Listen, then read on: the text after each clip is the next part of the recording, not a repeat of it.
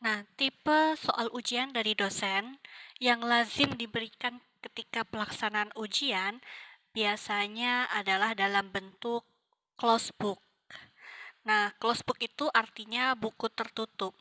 Dengan kata lain, dalam menjawab pertanyaan yang diujikan, mahasiswa tidak boleh mengandalkan sumber literatur apapun. Isi soal yang diujikan beragam.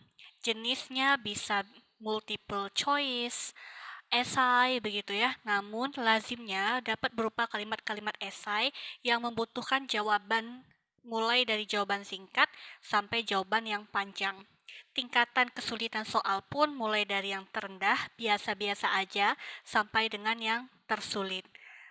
Ini yang paling lazim di apa ya digunakan oleh dosen ketika memberikan soal ujian teman-teman.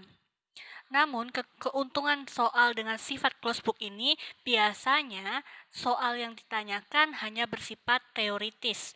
Jarang sekali ada soal-soal yang bersifat analisa ataupun meminta pendapat dari mahasiswa. Apa contoh soal teoritis?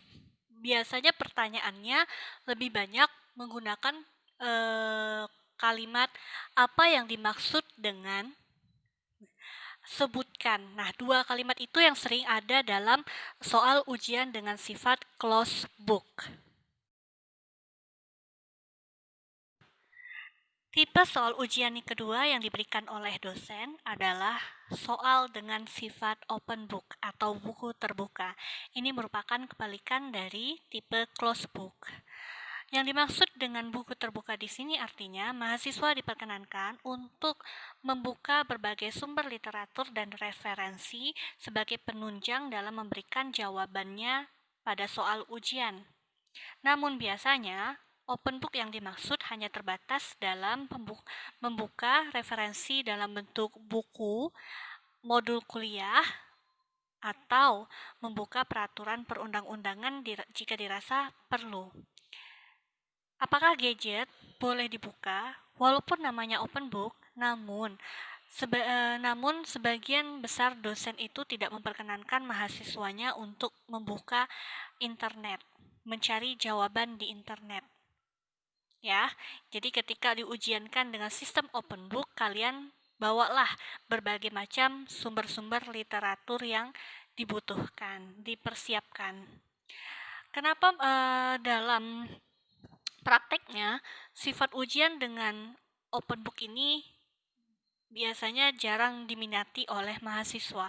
Mereka lebih senang jika diujikan closed book. Kenapa? Karena tingkatan soal yang diujikan jika open book itu sedikit lebih sulit daripada closed book. Soal-soalnya jarang sekali yang bersifat teoritis. Biasanya mengkorelasikan antara teoritis dan analisa kasus. Nah, itu yang sering dikhawatirkan oleh mahasiswa. Mereka khawatir jika mereka tidak mampu atau tidak bisa menganalisa kasus-kasus yang diajukan dalam soal ujian bersifat open book. Kegunaan open book atau buku atau sumber literatur lainnya yang diperbolehkan untuk dibuka ketika ujian dengan sifat open book ini adalah sebagai penunjang jawaban analisa ataupun argumen pendapat yang diberikan mahasiswa untuk menganalisa pertanyaan yang diujikan. Tipe soal ujian yang ketiga, teman-teman, adalah ujian dalam bentuk lisan, tanya jawab secara tatap muka antara dosen dan mahasiswa. Biasanya, ini adalah hal yang juga jarang diminati oleh mahasiswa karena mahasiswa harus berhadapan langsung dengan dosennya face to face untuk menjawab beberapa pertanyaan yang diujikan secara langsung. Kalau dari sisi saya, pengalaman saya waktu memberikan ujian lisan, itu faktor-faktor untuk bisa diadakannya ujian lisan, saya memperhatikan estimasi waktu dengan jumlah mahasiswa dalam satu kelas. Apabila jumlah mahasiswanya lebih dari 30 gitu ya dalam satu kelas, maka sangat tidak efektif jika dosen melaksanakan ujian dalam bentuk lisan. karena waktunya nggak cukup tuh. Saya pernah mengadakan ujian secara lisan itu ketika mahasiswanya dalam satu kelas hanya 10 atau 20 orang. Nah, itu cukup. Satu mahasiswa itu bebas ya, dosennya mau menanyakan berapa poin pertanyaan.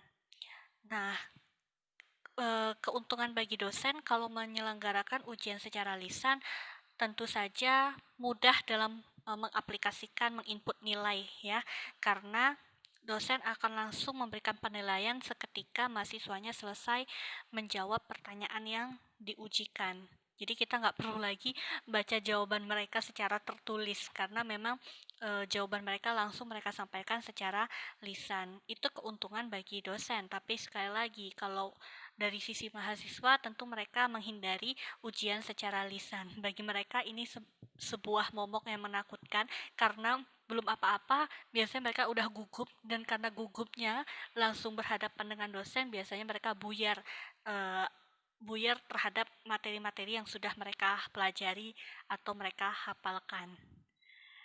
Itu dia. Terakhir, teman-teman, tipe soal ujian dari dosen adalah bentuknya tugas yang kemudian ketika hari H pelaksanaan ujian itu dipresentasikan. Nah, ini biasanya dosennya sudah memberikan pemberitahuan H-1, H-3, atau H-7 sebelum jadwal ujian dilaksanakan. Tugasnya bisa bentuk makalah, esai gitu ya.